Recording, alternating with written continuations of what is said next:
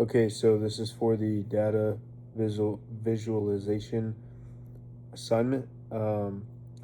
For the question regarding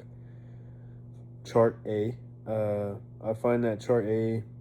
can be confusing because, like it's noted on the chart,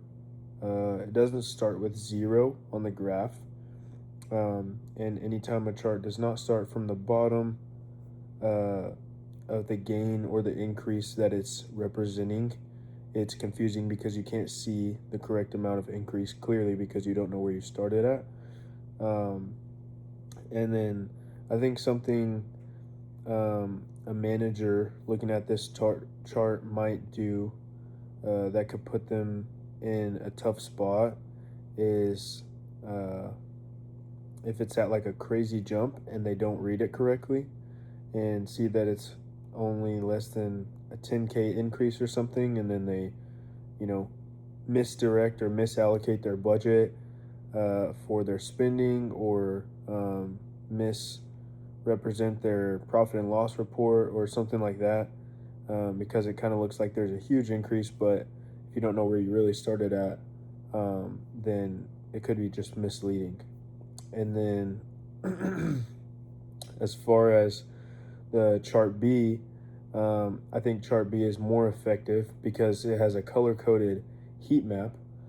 which is really helpful to see that very clearly when you have a loss or a decrease, because it's color coded to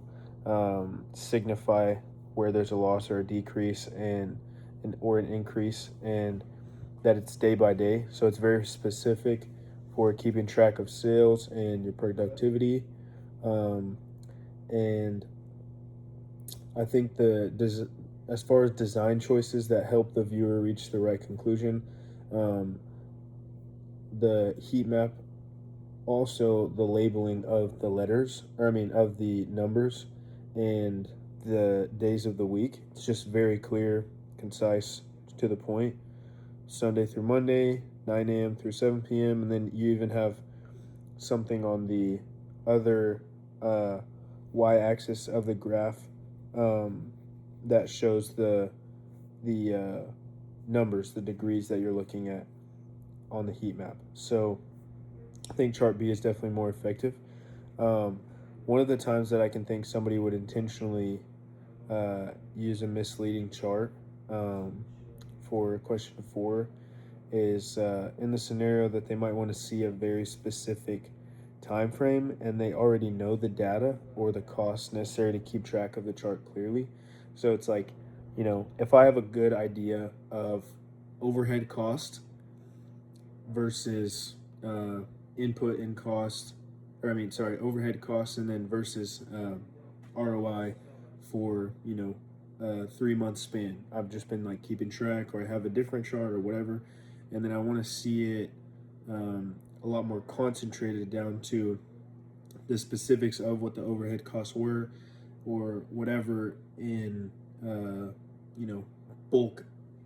like categories or something, where it was like not specific to exactly what I was looking at, but just more broad in general. I think that's the only time, or one of the times, that you might use something that could be misleading, is if you kind of already have an understanding of the information you're looking at and you just want to see it from a different lens or in a different scenario. So, yeah, this is for the data visualization assignment regarding the charts. And